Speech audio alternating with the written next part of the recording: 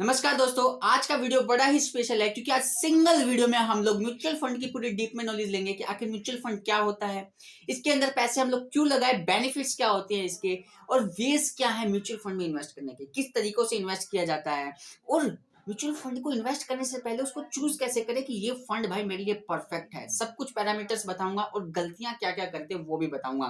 So last तक बने रहो, इस वीडियो के अंदर पूरी नॉलेज मिलेगी म्यूचुअल फंड की। हाँ, स्किप मत करना वीडियो को क्योंकि वीडियो समझ में नहीं आएगी। नहीं तो म्यूचुअल फंड के बारे में अगर समझना है तो पूरी वीडियो देखना। और हाँ, अगर आप लोग अब तक चैनल पे नए आए हो तो अब तक सब्सक्राइब नहीं किया तो सब्सक्राइब करो यार, और हाँ बेल आइकन भी दबाना ताकि आपको वीडियोस के रेगुलर अपडेट मिलते रहे। सो चलो चलते हैं वीडियो की तरफ।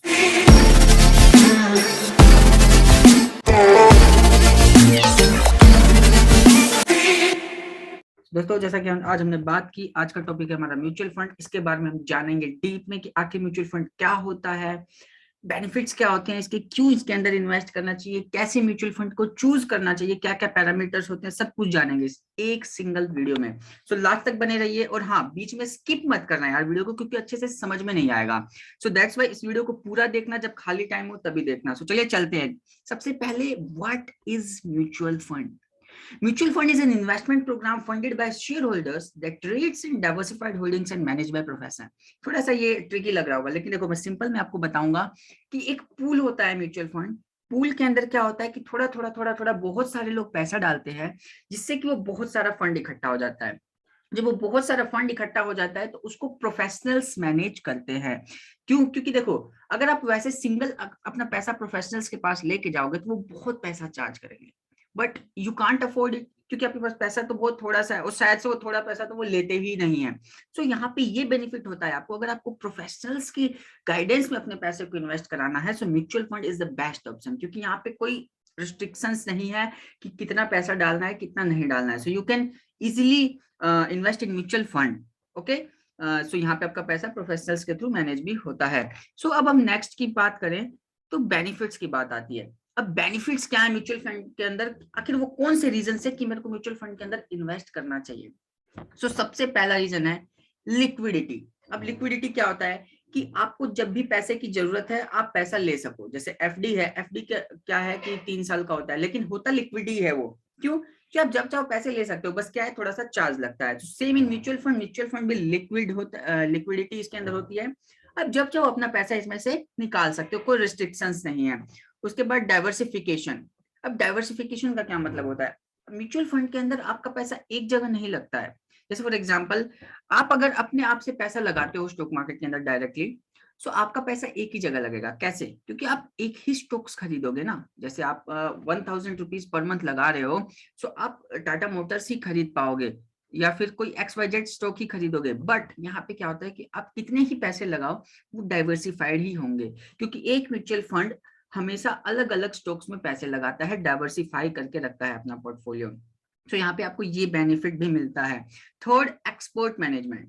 जैसा कि मैंने आपको बताया कि प्रोफेशनल्स आपके पैसे को मैनेज करते हैं, फंड मैनेजर होता है, उनकी पूरी टीम होती है जो कि अच्छे से रिसर्च करती है अब हर स्टॉक्स के ऊपर, हर मतलब मार्केट का रिसर्च करती है और तब आपका पैसा लगाया जाता है। तो यहाँ पे एक्सपर्ट मैनेजमेंट भी होती है, इसलिए आपको म्यूचुअल फंड के अंदर पैसा लगाना चाहिए। Flexibility to invest in smaller amount. जैसा कि मैंने बताया, इसमें कोई रिस्ट्रिक्शंस नहीं है अमाउंट की, आप लोग कितना भी पैसा इसके अंदर लगा सकते हो अपने श्रद्धा के अनुसार, अपने सैलरी के अकॉर्डिंग, आपके बचत के अकॉर्डिंग। सो आप इसमें पैसा लगा सकते हो, कोई भी इसके अंदर वो नहीं है, रिस्ट्रिक्शंस नहीं है। और इसके बाद आता है safety and transparency. Safety and transparency क्यों है? क्योंकि म्यूचुअल फंड के अंदर देखो आपको सारी डिटेल्स प्रोवाइड की जाती है कि आपका पैसा आखिर कहाँ लगा है, आपका पैसा मैनेज कौन कर रहा है, कैसा मतलब उन्होंने पहले मैनेज किया है। Every detail is given by the mutual fund. ठीक है, सो आप लोग उसको पहले देख सकते हो। इससे क्या होता है कि ट्रांसपेरेंसी है, हाँ भाई ये चीजें हैं, पिछले 10 साल में इसने ऐसा परफॉर्म किया है, सो ये आगे भी करेगा। सो मतलब आप लोगों को थोड़ा सा अंदाजा लगता है, तो फिर इसके बेसिस पे आप लोग अपना पैसा इसके अंदर लगा सकते हो। उसके बाद देखो, ये बेनिफिट्स हो गए। अब ways to invest in mutual fund, आखिर लगाते कैसे हैं पैसा? देखो, वैसे तो जनरली आप लोग कहोगे पैसा लगाना है कैसे भी लगा दो, लेकिन देखो इसके अंदर 4 वेज होते हैं पैसे लगाने के। सिंगल होता है, सिंगल इन्वेस्टमेंट, और लमसम इन्वेस्टमेंट, दोनों एक ही बात होती है। अब लमसम का मतलब क्या होता है? आपके पास मोटा अमाउंट पड़ा है, जैसे फॉर एग्जांपल 1 लाख रुपए आपके पास पड़े हैं, तो आपने एक साथ पैसा लगा दिया, आपने नहीं देखा मार्केट ऊपर है नीचे है, मतलब लगा दिया उसके अंदर पैसा। सो उसको बोलेंगे हम लोग लमसम इन्वेस्टमेंट। अब उसके बाद सिस्टमैटिक इन्वेस्टमेंट प्लान, ये सिस्टमैटिक होता है, ये तो बहुत मतलब इसकी एड्स भी आती हैं, आप सब लोगों को पता होगा SIP करो SIP करो, बट ये होता क्या है, देखो ये SIP बेसिकली होता है कि आप एक स्पेसिफिक अमाउंट हर महीने आप म्यूचुअल फंड में डाल रहे हो, या तो क्वार्टरली बेसिस पे हो सकता है या मंथली बेसिस पे हो सकता है। सो आप डाल रहे हो उसके अंदर सिस्टमैटिक तरीके से, ठीक है। सो उसको बोलते हैं SIP। अब सिस्टमैटिक ट्रांसफर प्लान क्या होता है, कई फंड हाउस क्या होते हैं ना कि सिस्टमैटिक ट्रांसफर प्लान का ऑप्शन देते हैं। जैसे क्या होता है, कई डेट फंड्स होते हैं, जैसे मार्केट अभी खराब चल रही होती है, तो डेट फंड के अंदर आपका पैसा है, लेकिन आपको लगता है कि अभी मार्केट क्रैश हो गई है, अभी राइट टाइम है स्विच करने का इक्विटी की तरफ डेट से। सो आप अपना पैसा जो है वो ट्रांसफर कर सकते हो इस डेट फंड से इक्विटी फंड में। सो इस तरीके से ये ट्रांसफर का आपको ऑप्शन देते हैं, तो इसको बोलते हैं सिस्टमैटिक ट्रांसफर प्लान। उसके बाद सेम डिविडेंड ट्रांसफर प्लान, कई म्यूचुअल फंड स्कीम्स ऐसी होती है जो कि आपको डिविडेंड प्रोवाइड करती हैं। सो जब डिविडेंड को प्रोवाइड करती है तो उसके अंदर ऑप्शंस होता है कि आपका पैसा उसके अंदर री इन्वेस्ट हो जाएगा उस फंड के अंदर। सो इसको बोलते हैं डिविडेंड ट्रांसफर प्लान।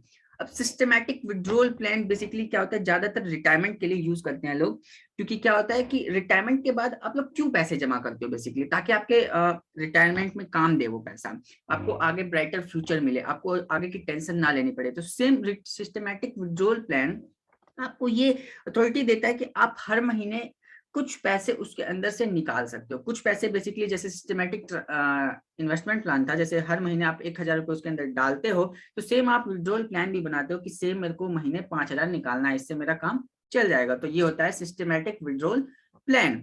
अब उसके बाद आता है कैटेगरीज ऑफ फंड। अब देखो कैटेगरीज ऑफ फंड दो तरीके के होते हैं, डायरेक्ट प्लान होता है इसके अंदर, एक रेगुलर प्लान होता है। जैसे मतलब कि आप लोग खरीदते कैसे हो म्यूचुअल फंड। तो देखो सबसे पहले तो मैं आपको ये बताना चाहूंगा, वो स्लाइड शायद इसमें मेरी डिलीट हो गई है, कि म्यूचुअल फंड खरीदने के लिए या तो आप ऑनलाइन खरीद सकते हो, ध्यान से सुनना, या तो आप ऑनलाइन खरीद सकते हो, जैसे बहुत सारी कंपनी जैसे जीरोधा भी प्रोवाइड करता है आजकल, ग्रो है म्यूचुअल फंड खरीदने के लिए। सो मतलब आप डायरेक्टली खरीदते हो म्यूचुअल फंड कंपनी से, म्यूचुअल फंड स्कीम से डायरेक्ट खरीद लेते हो, ठीक है, उसमें कोई भी इंटरमीडियरी नहीं होता है। और ऑफलाइन भी आप खरीद सकते हो डिस्ट्रीब्यूटर्स के थ्रू, जैसे रेगुलर प्लान के अंदर भी है। सो सेम यहाँ पे भी वही है, डायरेक्ट प्लान और regular plan. So direct plan के अंदर होता है कि आप लोग म्यूचुअल फंड स्कीम से डायरेक्ट खरीदते हो, कोई डिस्ट्रीब्यूटर नहीं है बीच में, कोई एजेंट नहीं है, डायरेक्ट कॉन्टेक्ट है, ठीक है। तो यहाँ पे क्या होता है, आपका जो वो होता है चार्जेस वगैरह होते हैं वो थोड़ी कम लगती हैं। क्यों? क्योंकि रेगुलर प्लान में जो डिस्ट्रीब्यूटर होते हैं इनका बीच में थोड़ा कमीशन आ जाता है, जो इंटरमीडियरी होते हैं। वैसे मैं प्रेफर करता हूँ डायरेक्ट प्लान, आपको खुद से ही नॉलेज सीख के थोड़ा बहुत रिसर्च करके आपको खुद से इन्वेस्ट करना चाहिए, ना कि थ्रू द इंटरमीडियरी, क्योंकि ये लंबे समय में बहुत बड़ा इफेक्ट देता है, कंपाउंडिंग इफेक्ट पड़ता है ना, तो थोड़ा थोड़ा कमीशन कटता रहता है। सो वो बहुत लाखों में पहुंच जाता है, यहाँ तक कि इसका इफेक्ट मतलब आपका जो रिटर्न होता है वो लाखों तक इफेक्टिव हो सकता है। मैंने कंपाउंडिंग के ऊपर वीडियो बनाई है, अगर आपको समझ नहीं आया ये पॉइंट तो आप लोग जाके उसको अच्छे से डीप में समझ सकते हो। सो उसके बाद आता है टाइप्स ऑफ म्यूचुअल फंड। आखिर ये टाइप्स ऑफ म्यूचुअल फंड होता क्या है। देखो दोस्तों, मैं थोड़ी जल्दी जल्दी चल रहा हूँ क्योंकि मैं टाइम वेस्ट करना नहीं चाहता हूँ लोगों का, मुझे टाइम की बहुत कदर रहती है। सो इसीलिए अगर आप लोगों को कोई भी क्वेश्चन है, कोई भी क्वेरी है, सो आप लोग मेरे को मेल कर सकते हो या फिर कमेंट सेक्शन में डाल सकते हो। सो चलिए चलते हैं टाइप्स ऑफ म्यूचुअल फंड। ना what is the types of mutual fund, बहुत सारे टाइप्स हैं इसके, बट जनरली तीन ही होते हैं। पहला इक्विटी है, डेट है और हाइब्रिड है। अब what is equity fund. Equity fund से नाम ही पता चल रहा है कि इक्विटी फंड है ये, यानी जो भी फंड का पैसा होता है वो इक्विटी में लगता है। अब ये तीन तरीके से लग सकता है। अब तीन तरीके क्या, जैसे इसके अंदर भी तीन कैटेगरीज होते हैं, small cap, mid cap, large cap. यानी लार्ज कैप का मतलब कि जो लार्ज कैप कंपनी से केवल उसी में पैसा लगाएंगे वो, मिड कैप वाले मिड कैप में लगाएंगे और स्मॉल कैप वाले स्मॉल कैप में लगाएंगे, ठीक है। अब डेट फंड आता है, इनका जितना भी फंड होता है वो सारा सारा डेट में लगता है। कहने का मतलब जैसे ये डिबेंचर्स खरीद लेते हैं किसी कंपनीज के, या फिर लोन पे पैसा दे देते हैं। सो ये रिस्क इसके अंदर बहुत कम होता है as comparison to equity fund. Equity आपको पता है ये बहुत रिस्की सिक्योरिटी है। सो इक्विटी फंड इस मतलब सबसे ज्यादा रिस्की यही होता है म्यूचुअल फंड के अंदर, और डेट फंड उससे कम रिस्की होता है। अब हाइब्रिड फंड क्या है, हाइब्रिड फंड दोनों का कॉम्बिनेशन होता है, इसके अंदर इक्विटी और डेट दोनों ही कंबाइन होते हैं। सो हाइब्रिड के अंदर आपको बैलेंस रिस्क मिलता है, मॉडरेट रिस्क, ना तो हाई ना तो लो। सो अगर आप मॉडरेट रिस्क लेना चाहते हो, ना तो हाई लेना चाहते हो ना तो लो लेना चाहते हो, तो hybrid fund is best for you. अब कई लोग क्या होता है कि टैक्स बचाना चाहते हैं, सो उनके लिए एक टैक्स सेविंग फंड होता है उसके अंदर, लेकिन एक बात है 3 साल के लिए आपका पैसा लॉक इन हो जाता है, आप 3 साल से पहले नहीं निकाल सकते। यहाँ पे थोड़ी सा लिक्विडिटी का इशू आता है, लेकिन हाँ ये देखो कि आपको बेनिफिट मिल रहा है उसके अंदर, आप लोग अच्छा बेनिफिट ले सकते हो, ठीक है। सो टैक्स सेविंग फंड से आप ये फायदा उठा सकते हो। उसके बाद थीमेटिक फंड जो कि थीम के बेसिस पे इन्वेस्ट करती हैं, जैसे सेक्टरल बेसिस पे, जैसे फॉर एग्जांपल कि पावर सेक्टर में एक स्पेसिफिक फंड होगा कि वो बस पावर सेक्टर में ही इन्वेस्ट करेगा। सो ये बहुत ज्यादा रिस्की होते हैं वैसे तो। क्यों? क्योंकि देखो अगर पावर सेक्टर चल गया तो आपको बहुत ज्यादा रिटर्न मिलेगा, अगर नहीं चला तो कुछ भी नहीं मिलेगा, शायद से खत्म हो गया। अगर सेक्टर की बैंड बज गई जैसे रियल एस्टेट की बजी थी, सो ऐसे ही आपका पैसा भी खत्म हो जाएगा। सो सेम ऐसे बहुत सारे फंड्स होते हैं, स्पेसिफिकली ये 3 फंड होते हैं, इक्विटी, डेट, हाइब्रिड, और आजकल बैलेंस्ड फंड चला हुआ है। Balanced fund is more like hybrid fund, जिसके अंदर की मार्केट के अकॉर्डिंग उसके अंदर पैसा शिफ्ट करते हैं वो, मतलब फंड मैनेजर। जैसे फॉर एग्जांपल मैं आपको देना चाहूंगा, अभी मार्केट बहुत पीक पे है तो उनका फंड ज्यादा डेट में होगा, क्यों? क्योंकि चांसेस ऑफ मार्केट क्रैश के ज्यादा हैं, इसलिए इक्विटी में वो पैसा कम डालते हैं। अब मार्केट क्रैश हो गया तो इक्विटी के अंदर ज्यादा पैसा डाल देंगे, डेट के अंदर कम रखेंगे, तो ऐसे वो बैलेंस करके चलते हैं, तो उसको बोलते हैं बैलेंस फंड। अब उसके बाद how to choose mutual fund. आप लोग म्यूचुअल फंड को चूज किस ऑब्जेक्टिव पे करो, आखिर क्या पैरामीटर्स होने चाहिए, क्यों आखिर म्यूचुअल फंड चूज करना चाहिए, तो चलो जानते हैं। सबसे पहले तो आपको अपना इन्वेस्टमेंट ऑब्जेक्टिव क्लियर करना होगा कि आप जब इन्वेस्ट कर रहे हो उसके अंदर तो आपका ऑब्जेक्टिव क्या है भाई। मान लो फॉर एग्जांपल आप 5 साल के लिए इन्वेस्ट कर रहे हो, तो अच्छा ठीक है, 5 साल के बाद का ऑब्जेक्टिव क्या है? क्या आपको एक्स अमाउंट इकट्ठा करना है? जैसे कई लोगों का ऑब्जेक्टिव ये भी होता है बिल्कुल भाई मेरे को 1 CR इकट्ठे करने हैं, तो वो भी आपका ऑब्जेक्टिव हो सकता है। सो इसलिए आपको अपना ऑब्जेक्टिव डिफाइन करना होगा पहले। वो कई लोगों के लिए होता है कि मेरे को अपने बच्चों की शादी के लिए करना है, या फिर anything else like that. So आप लोगों को अपना ऑब्जेक्टिव क्लियर रखना है, बस that, as simple as that. उसके बाद आता है टाइम होराइजन। अब टाइम होराइजन का क्या मतलब है कि आपको अपना टाइम देखना है कि मेरे को 5 साल के लिए करना है, 10 साल के लिए करना है, 20 साल के लिए करना है। बट मैं प्रेफर करता हूं कि मिनिमम 25 ईयर्स के लिए SIP तो करनी चाहिए म्यूचुअल फंड के अंदर। अब ऐसा मैं क्यों बोल रहा हूँ? क्योंकि कंपाउंडिंग इफेक्ट तभी काम करता है, जितने लंबे समय के लिए आप लोग इन्वेस्टेड रहते हो उतना ही अच्छा कंपाउंडिंग काम करता है। अब उसके बाद आती है रिस्क टॉलरेंस की। अब रिस्क टॉलरेंस का क्या मतलब है यहाँ पे?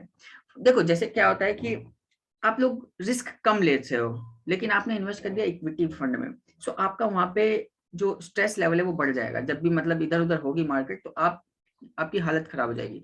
सो इसलिए अपने नेचर के अकॉर्डिंग इन्वेस्ट करोगे तो आपको दिक्कत नहीं आएगी, आपका माइंड बैलेंस्ड रहेगा। सो माइंड बैलेंस रखने के लिए अपने रिस्क के अकॉर्डिंग ही फंड चूज करो। जैसे इक्विटी फंड मैंने बताया कि हाई रिस्क लोगों के लिए ही होती है। सो अगर आपको पता है कि आप हाई रिस्क ले सकते हो तभी इक्विटी फंड में जाओ, अदरवाइज मॉडरेट रिस्क की तरफ जाओ हाइब्रिड फंड में, या फिर लो रिस्क की तरफ यानी डेट फंड में जाओ, ठीक है। परफॉर्मेंस अगेंस्ट बेंचमार्क, ये तो थी 3 आपसे रिलेटेड। अब चौथा आता है म्यूचुअल फंड से रिलेटेड कि म्यूचुअल फंड का परफॉर्मेंस देखो भाई उसके बेंचमार्क के अकॉर्डिंग। अब बेंचमार्क क्या होता है? फॉर एग्जांपल देखो, किसी भी चीज को कंपेयर करने के लिए कंपेयर करना पड़ता है पहले, तो म्यूचुअल फंड का जो बेंचमार्क होता है वो उसको बेंचमार्क को लेके अपना रिटर्न निकालते हैं। देखो मैं आपको एक एग्जांपल से समझाऊंगा। फॉर एग्जांपल निफ्टी का रिटर्न आता है हर साल 17% के आसपास, 16, 17, 15 इस तरीके का, मतलब ऑन एन एवरेज उसका रिटर्न चलता रहता है। बट म्यूचुअल फंड ने बेंचमार्क माना है कि मेरा निफ्टी बेंचमार्क है, और म्यूचुअल फंड ने 20% का रिटर्न दे दिया, तो इसका मतलब ये परफॉर्मेंस इसकी अच्छी है, क्योंकि निफ्टी ने 17 दिया और इसने 20 दे दिया, यानी 3% ज्यादा निफ्टी से। बट क्या हुआ कि इसने 10% दिया, तो यहाँ पे इसका परफॉर्मेंस गंदा है इन कंपेरिजन टू निफ्टी। सो इस तरीके से आपको इसके बेंचमार्क से इसका परफॉर्मेंस कंपेयर करना होगा, ठीक है। अब उसके बाद परफॉर्मेंस अगेंस्ट कैटेगरी। देखो ये तो बेंचमार्क था। अब कैटेगरी कहने का मतलब जिस कैटेगरी का म्यूचुअल फंड है वो, जैसे कहने का मतलब थीमेटिक फंड है पावर सेक्टर का, सो अगर ये इस वाले पावर सेक्टर का मतलब जो भी है, फॉर एग्जांपल मिराई का पावर सेक्टर का फंड है, तो मिराई का जो है वो SBI के पावर सेक्टर के फंड के एज कंपैरिजन में कैसा परफॉर्म कर रहा है। सो इस तरीके से आपको कैटेगरी के वाइज से उसको कंपेयर करना होगा। जैसे इक्विटी फंड है, सो वो इक्विटी फंड SBI के इक्विटी फंड से कैसे कंपेयर कर रहा है, एक्सिस बैंक का, चाहे किसी भी XYZ का फंड है, सो उसके कैटेगरी के साथ आपको कंपेयर करना है। अब उसके बाद कंसिस्टेंसी ऑफ परफॉर्मेंस। क्या होता है कि कई बार कोई म्यूचुअल फंड होता है लास्ट 3-4 ईयर में बहुत अच्छा परफॉर्म करते हैं, लेकिन पिछले 10 साल का 15 साल का उसका बैकग्राउंड देखो तो ठुस पड़ा म्यूचुअल फंड है वो। सो देखो कि अगर उसने 3 साल पहले किया भी है तो आखिर वो रीजंस क्या है, क्या उसने अपने डाइवर्सिफिकेशन किया है या फिर फंड मैनेजर चेंज किया है, तो उसका सारा पैरामीटर आपको देखना पड़ेगा। उसके बाद फंड मैनेजर का एक्सपीरियंस। जो भी फंड मैनेजर उसको मैनेज कर रहा है, उसका एक्सपीरियंस देखो भाई कि उसका पास्ट में उसने किस तरीके से पैसा मैनेज किया है, आखिर क्या उसका मतलब पैरामीटर रहा है, कैसा उसने परफॉर्म किया है। सो फंड मैनेजर का आपको थोड़ा सा रिसर्च करना पड़ेगा। उसके बाद एएमसी का ट्रैक रिकॉर्ड, जिस एएमसी का वो फंड है तो उसको भी आप लोग देखो कि इस एएमसी के जो फंड्स है वो कैसा परफॉर्म करते हैं और किस तरीके का रिटर्न्स देते हैं। तो ये सब पैरामीटर्स आप लोगों को इसके अंदर देखने पड़ेंगे। अब इसके बाद आता है लास्ट बट नॉट लीस्ट, यानी मिस्टेक्स आप लोग क्या क्या करते हो म्यूचुअल फंड के अंदर इन्वेस्ट करते हुए। सो उन मिस्टेक्स को अवॉइड करना होगा आप लोगों को। सो देखो सबसे पहला कि विदाउट एनी ऑब्जेक्टिव आप लोग इन्वेस्ट कर देते हो पैसे के अंदर। सो मैंने बताया कि ऑब्जेक्टिव बनाना बहुत जरूरी है। उसके बाद unrealistic expectation. What is unrealistic expectation? यहाँ पे मतलब क्या होता है, कई लोगों का एक्सपेक्टेशन होता है कि मैं करोड़पति बन जाऊंगा विद इन 5 years, बट ऐसा नहीं होना चाहिए। अनरियलिस्टिक एक्सपेक्टेशंस आपको बहुत बड़ी लॉस, बहुत बड़ा लॉस करा सकते हैं इसके अंदर। क्यों? क्योंकि क्या होता है ना कि अनरियलिस्टिक एक्सपेक्टेशंस लेके लोग हाई रिस्क वाले सिक्योरिटीज में इन्वेस्ट करते हैं, लेकिन उनके जो रिस्क नेचर होता है वो मॉडरेट होता है या फिर लो होता है। सो वहां पे अनरियलिस्टिक एक्सपेक्टेशन फोमो लेके आता है और आपको स्ट्रेस लेवल इंक्रीज कर देगा, आपको गंदी सिचुएशन में डाल सकता है। सो इसलिए अनरियलिस्टिक एक्सपेक्टेशंस नहीं लेने हैं, बिल्कुल रियलिस्टिक लेने हैं। फॉर एग्जाम्पल 10 years के होराइजन में मेरे को 1 CR इकट्ठा करना है, ये शायद से रियलिस्टिक एक्सपेक्टेशन हो सकता है। बट 10 ईयर में मेरे को 20 करोड़ इकट्ठा करना है, बट मेरी salary 20,000, so how can you will able to earn 20 crore rupees. So इस तरीके से रियलिस्टिक एक्सपेक्टेशन रखते हैं। वही सेम रिस्क एपेटाइट, अब अपने रिस्क के नेचर के अकॉर्डिंग आपको चूज करना होता है फंड। ऐसा नहीं है कि मेरा हाई रिस्क ले सकता हूं मैं, बट मैं लो रिस्क में कर रहा हूं तो भी आपको दिक्कत होगी। क्यों? क्योंकि रिटर्न 20% आ गया है इक्विटी फंड में, लेकिन डेट फंड में आपने इन्वेस्ट करेगा वहां 80% है, वहां पे भी आपको फोमो होगा। अब ओवर डाइवर्सिफिकेशन ऑफ फंड, क्या होता है कि कई लोग है ना 15-20 म्यूचुअल फंड्स में एक साथ इन्वेस्ट कर देते हैं, बट ये गलत है कहीं ना कहीं। क्यों? क्योंकि देखो जब आप 15-20 म्यूचुअल फंड में इन्वेस्ट करते हो तो आप उस सब को फंड को एक साथ ट्रैक नहीं कर पाते हो। सो इसीलिए आपको लिमिटेड फंड्स में ही इन्वेस्ट करना है, क्योंकि कोई भी चीज अगर एक लिमिट से बाहर हो जाती है तो भी वो दिक्कत देती है। तो इसलिए लिमिट के अंदर रह के कुछ 5-7 फंड में ही मैक्सिमम इन्वेस्ट करना है आपको। उसके बाद having a short term strategy, लोग ये नहीं सोचते लॉन्ग टर्म में कि मेरे को लॉन्ग टर्म में इतना बेनिफिट होगा, या ये मैं मतलब लॉन्ग टर्म में मेरे को ये करना है। लोगों की शॉर्ट टर्म स्ट्रेटेजी होती है कि मेरे को 2 साल में कितना मिलेगा, 3 साल में कितना मिलेगा। इससे बाहर निकलो, क्योंकि अगर कंपाउंडिंग इफेक्ट का आपको फायदा उठाना है तो लंबे समय के लिए जाना ही होगा। मैं बार बार कह रहा हूँ, कंपाउंडिंग इफेक्ट अगर आपको अच्छे से पता है तो आप लोग कभी भी पर्सनल फाइनेंस के अंदर मात नहीं खाओगे। और अगर आपको कंपाउंडिंग इफेक्ट के ऊपर कोई भी प्रॉब्लम है तो जाओ मेरे चैनल पे वीडियो है, उसके ऊपर सर्च करो और देखो, आई बटन में डाल दूंगा मैं, ठीक है। अब उसके बाद लमसम इन्वेस्टमेंट। अब क्या होता है कि कई लोग क्या होता है कि एसआईपी नहीं करते, लमसम क्या होता है कि बैंक में इकट्ठा किया मैंने साल भर तक 1 लाख इकट्ठा होगा देन मैं डाल दूंगा। ऐसे नहीं करना है, एसआईपी फॉर्म में करो। क्यों? क्या होता है कि मार्केट आप लोग नहीं जानते हो कि अभी नीचे है अभी ऊपर है, आप लोगों को क्या पता है। तो इस तरीके से करके आप लोग लमसम इन्वेस्टमेंट ना करके एसआईपी करते हो तो हर लेवल पे आपको मार्केट में आपको यूनिट्स मिलती हैं, जिससे कि एक एवरेज होता है वो नॉर्मल होता है, ना तो हाई पे मिलता है ना तो लो पे मिलता है। सो इसीलिए लमसम ना करके एसआईपी करो। और उसके बाद आता है last point, judging the market. Market को लोग जज बहुत करते हैं यार, जज करना बंद कर दो मार्केट को। क्यों? क्योंकि मार्केट को कोई भी जज नहीं कर सकता। आपको नहीं पता कि मार्केट अभी बहुत हाई पे चला गया या बहुत लो पे है। मार्केट हाई पे है तो हाई पे हाई भी मार सकता है, लो पे है तो लो पे लो भी मार सकता है। मार्केट कुछ भी कर सकता है, मार्केट ही किंग है इस मार्केट का, ठीक है। सो इसलिए मार्केट को सुप्रीम मानो, अपने आप को नीचे मानो, ठीक है उससे। अब उसके बाद ये थी आपकी म्यूचुअल फंड की पूरी क्लास। आई होप कि आपको समझ में आ गया। मैं थोड़ा सा एक बार रिकैप करना चाहूंगा इसको। सबसे पहले हमने जाना म्यूचुअल फंड क्या होता है। ये एक पूल होता है जिसके अंदर बहुत सारे लोग पैसा लगाते हैं और प्रोफेशनल्स इसको फिर मैनेज करते हैं।